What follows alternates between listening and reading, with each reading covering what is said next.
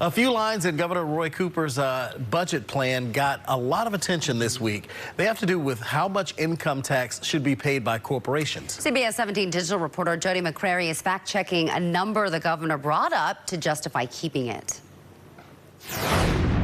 Governor Cooper says leaving that tax rate where it is and not getting rid of it would bring in millions of dollars. But the budget is in the billions. So is that really enough money to matter?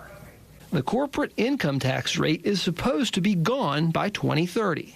Cooper wants to keep it and make it permanent. His budget plan released last week says keeping it at 2.5% would raise $72 million in revenue in 2025. Cooper spokesman Jordan Monahan says that number came from a joint financial forecast from lawmakers and the budget office. But he says there's a mistake. It should be $65 million. In 2021, corporate income taxes only made up about 4% of all tax revenue.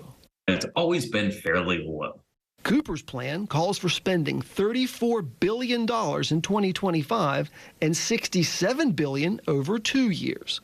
Keeping the rate the same would raise less than 0.25% of the total budget. Is that a significant amount of money in a budget that's $67 billion? Not at all. Among states that have that tax, our rate is already the nation's lowest.